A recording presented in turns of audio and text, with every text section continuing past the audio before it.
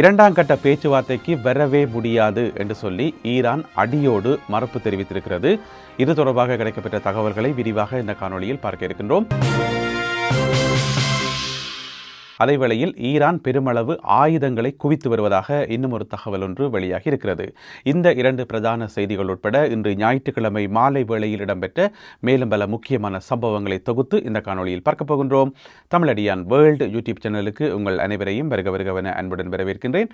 வாருங்கள் காணொலிக்குள் போகலாம். பாகிஸ்தானில் நடைபெறுவதற்கு ஏற்பாடாகி இருந்த இரண்டாம் கட்ட பேச்சுவார்த்தையில் தாங்கள் கலந்து கொள்ளப் போவதில்லை என ஈரான் அறிவித்திருக்கிறது. ஈரானினுடைய பிரபலமான செய்தி சேவையாகிய IRNA செய்தி சேவை இந்த தகவலை சற்று முன்னர் வெளியிட்டிருக்கிறார்கள். நாங்கள் இந்த பேச்சுவார்த்தையில் கலந்து கொள்ளப் போவதில்லை என்று சொல்லி. இதுக்கு முதல் பார்த்தீங்கன்னு சொன்னால் இன்றைக்கு ஞாயிற்றுக்கிழமை மத்தியானத்திலிருந்தே இந்த செய்தி பரபரப்பாக அடிபட்டது. ஏனென்று சொன்னால் இன்றைக்கு காலமாக அமெரிக்க ஜனாதிபதி டொனால்ட் ட்ரம்ப் அவர்கள் அறிவித்திருந்தவர் தான் ஒரு தூதுக்குழுவை தான் இப்பொழுது பாகிஸ்தானுக்கு அனுப்புகிறேன், நாளை மாலை திங்கட்கிழமை மாலை அவர்கள் பாகிஸ்தானுக்கு செல்கிறார்கள் என்று சொல்லி. அப்போ இரண்டாம் கட்ட பேச்சுவார்த்தை நடக்க போதுன்றது அப்போதான் உறுதிப்படுத்தப்பட்டது. அப்போதான் இந்த தகவல் வெளியில் தெரிய வந்தது. ஓஹோ, பேச்சுவார்த்தை நடக்க போது ஓலாம் கிடக்குன்னு சொல்லி. ஏன்னு சொன்னால் அங்கால ஹோமுஸ் நீரின பக்கம் நடக்கிற சம்பவங்களை வச்சு பார்க்கக்குள்ள பேச்சுவார்த்தை நடக்கிறதுக்கான எந்த ஒரு அறிகுறியும் தெரியலை. அப்படி இருக்கும்போது ட்ரம்ப் திடீரென்று அறிவித்தோடனே அதுக்கப்புறம் தான் எல்லாருக்கும் விளங்கினது பேச்சுவார்த்தை ஏதோ நடக்க போது ஓலாம் கிடக்குன்னு சொல்லி. அப்போ உடனடியாக எல்லார் மத்தியிலேயும் ஒரு கேள்வி வந்தது, இந்த பேச்சுவார்த்தைக்கு ஈரான் போகுமா, போகிறதாக இருந்தால் யார் போவார்கள், எந்த குழு போகும், பழைய குழு தான் போகுமா, இந்த மாதிரி கணக்கு கேள்விகள் வந்தது. பெரும்பாலும் பழைய குழு தான் போகும் என்று சொல்லி செய்திகளில் அடிபட்டது. ஆனால் பின்னேறம் அளவில் அந்த டவுட் வந்துட்டுது. ஏன்னு சொன்னால் ஈரான் சொல்லியிருந்தது இந்த பிளாக்கேட்டை நீங்கள் எடுக்கணும், அந்த முற்றுகை இருக்குதானே, அதாவது ஈரானிய துறைமுகங்களை நோக்கி ஒரு கப்பலும் போக வழி இல்லாமல் இருக்குது, ஈரானிய துறைமுகங்களிலிருந்து ஒரு கப்பலும் வெளியில் வர முடியாமல் இருக்குது.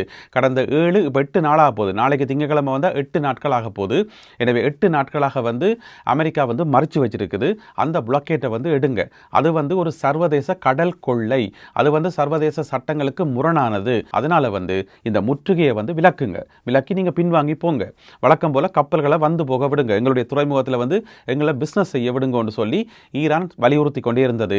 அப்படி அந்த பிளாக்கேட் எடுக்கப்பட்டால் மட்டும்தான் ஈரானிய குழு பேச்சுவார்த்தைக்கு போகும் என்று சொல்லி இன்றைக்கு பின்னேறம் அளவிலே சர்வதேச ஊடகங்களில் செய்திகள் போடப்பட்டிருந்தது.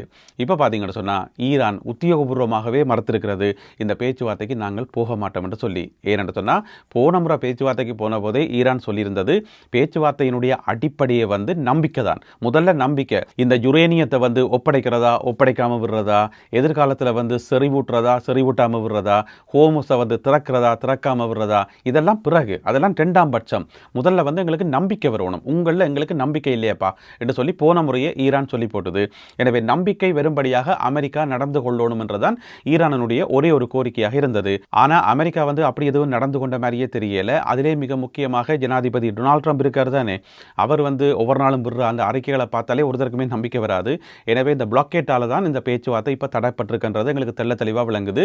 எனவே ஈரான் பேச்சுவார்த்தைக்கு செல்ல மறுத்திருக்கிறது. இதுக்கிடையில பாகிஸ்தானினுடைய தலைநகர் இஸ்லாமாபாத்தில் செய்து கொள்ளப்பட்ட ஏற்பாடுகள் இருக்குத்தானே, அது எல்லாமே அந்த தடல் புடலான ஏற்பாடுகள் எல்லாம் செய்யப்பட்டிருந்தது.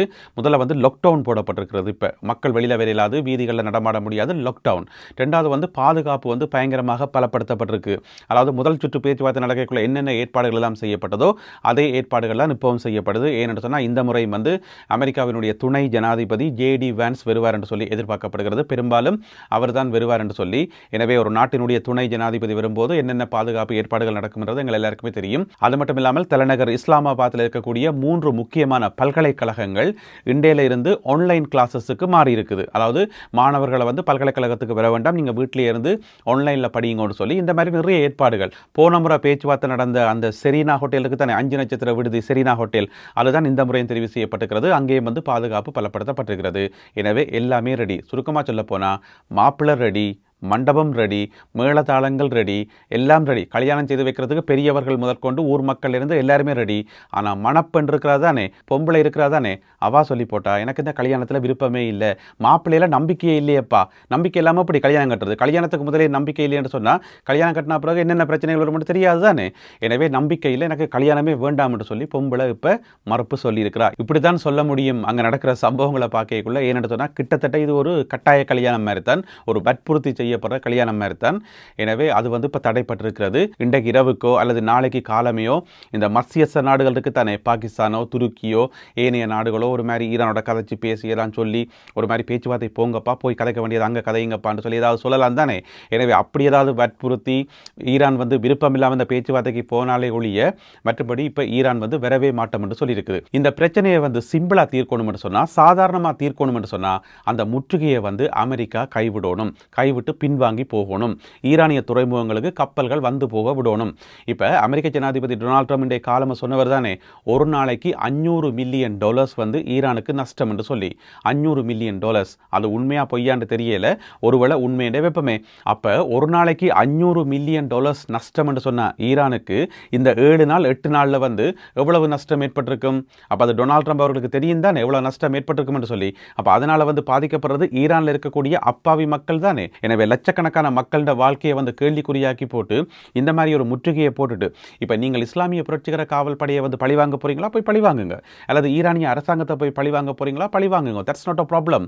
ஆனால் அங்கே இருக்கக்கூடிய மக்களை வந்து ஒரு விதமான தண்டனைக்கு உட்படுத்தி போட்டு எல்லாத்தையும் பிளாக் பண்ணி வச்சு போட்டு பேச்சுவார்த்தைக்கு வான்னு சொன்னால் அது வந்து அந்த தன்மானத்தை வந்து சீன்ற மாதிரி. எனவே ஈரான் இப்பொழுது உத்தியோகபூர்வமாக மறுப்பு சொல்லியிருக்கிறது, 2ஆம் கட்ட பேச்சுவார்த்தைக்கு வரமாட்டோம் என்று சொல்லி. ஈரான் நடத்திய துப்பாக்கிச் சூட்டில் பிரித்தானியாவைச் சேர்ந்த கப்பல் ஒன்றும் சேதத்துக்குள்ளானதாக, பாதிப்புக்குள்ளானதாக அமெரிக்க ஜனாதிபதி டொனால்ட் ட்ரம்ப் அவர்கள் இன்று காலையில் குற்றச்சாட்டு ஒன்றை முன்வைத்திருந்தார். அதனை இப்பொழுது பிரித்தானியா மறுத்திருக்கிறது.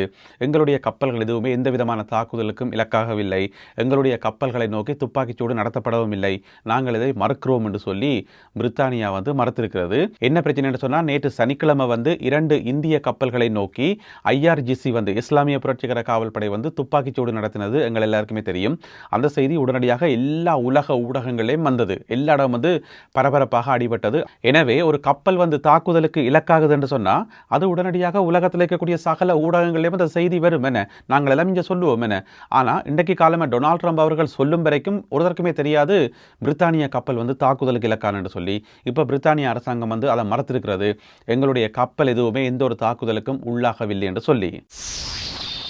இவ்வளவு பிரச்சனைகளுக்கு மத்தியிலும் ஹோர்முஸ் நீரிணையை தாண்டி இன்று 2 கப்பல்கள் வந்திருக்கின்றன. இன்று ஞாயிற்றுக்கிழமை 2 கப்பல்கள் வந்திருக்கின்றன. அந்த 2 கப்பல்களுமே வந்து குரூஸ், அதாவது உல்லாச பயண கப்பல்கள். அதில் வந்து பயணிகள் யாருமே இருக்கல, எம்டியான கப்பல்கள் தான் 2. அது ஏற்கனவே வந்து ஹோர்முஸ் நீரிணையை தாண்டி இந்த யுத்தம் வெடிக்காக்கு முதல் போயிட்டு கட்டாரில் நின்றதாம், கட்டார் துறைமுகத்தில். பிறகு அங்கிருந்த உல்லாச பயணிகள் எல்லாரும் வெளியில் இறக்கப்பட்டு விமானங்கள் மூலமாக அந்தந்த நாடுகளுக்கு வந்து அனுப்பி வைக்கப்பட்டார்கள். இப்போ பார்த்தீங்கன்னு சொன்னால் 2 கப்பல்களுமே வந்து வெறுங்கப்பல்கள் தான். ஆனால் சம்பந்தப்பட்ட அதிகாரிகளோட அனுமதியை எடுத்துக்கொண்டு 2 தரப்பிலையும் வந்து அனுமதியை எடுத்துக்கொண்டு இன்றைக்கு ஹோர்முஸ் நீரிணையை தாண்டி வெளியால் வந்திருப்பதாக சொல்லப்படுகிறது. அது வந்து மத்திய தரைக்கடல் நோக்கி சென்று கொண்டிருப்பதாக சொல்லப்படுகிறது.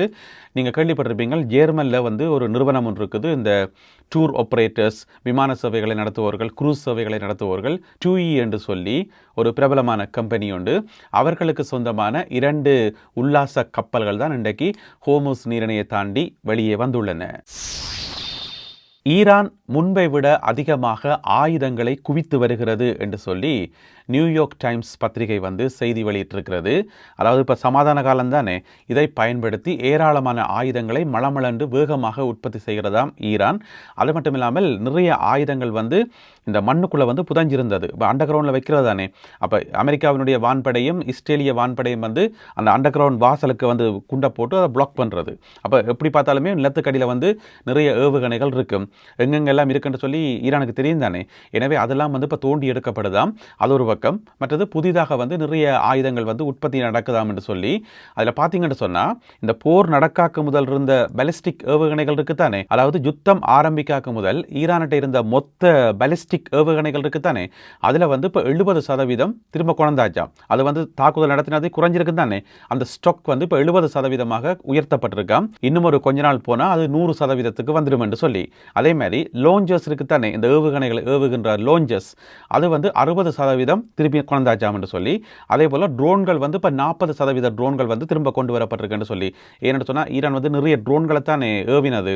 எனவே 40% இப்போ திரும்ப கொண்டு வந்தாச்சு. எனவே இன்னும் ஒரு கொஞ்ச நாள் போனால் எல்லாமே வந்து ஃபுல்லாக நிரப்பப்படும்.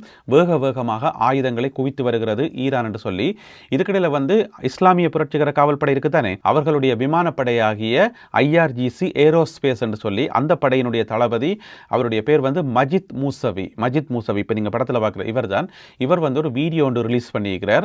அந்த வீடியோ வந்து ஒரு பெரிய ஒரு ஆயுத களஞ்சிய சாலைக்குள்ள நிலத்துக்கடியில் வந்து ஆயுத தொழிற்சாலையில் போய் எல்லாம் சுற்றி பார்க்குற மாதிரி, அங்கே வந்து எக்கச்சக்கமான ஆயுதங்கள் குவிச்சு வச்சுக்கிற மாதிரி இன்றைக்கு ஒரு வீடியோ ஒன்று ரிலீஸ் பண்ணியிருக்கிறார். எனவே அந்த வீடியோவையும் இந்த செய்தியில் வந்து மென்ஷன் பண்ணியிருக்கிறார்கள். இந்த நியூயார்க் டைம்ஸ் போட்ட அந்த செய்தியில் வந்து அந்த வீடியோவை பற்றியும் மென்ஷன் பண்ணி, இந்த மாதிரி ஈரான் வந்து பெருமளவிலான ஆயுதங்களை குவித்து வருகிறது என்று சொல்லி இந்த செய்தியில் வந்து போடப்பட்டிருக்கிறது. எனவே சுருக்கமாக சொல்ல போனால் 2ஆம் கட்ட பேச்சுவார்த்தைக்கு ஈரான் மறுப்பு தெரிவித்திருக்கிறது. 2 வார கால போர் நிறுத்தம் செவ்வாய்க்கிழமை முடியுது. அமெரிக்காவினுடைய தூதுக்குழு நாளைக்கு பாகிஸ்தானுக்கு போகுது. எல்லாமே வந்து ஒரு மாதிரி குழப்பமாகவே இருக்குது. எனவே என்னதான் நடக்க போகுது என்பதை பொறுத்திருந்து பார்ப்போம். மீண்டும் மற்றொரு காணொளியில் உங்களை சந்திக்கின்றேன். அதுவரை நன்றி, வணக்கம்.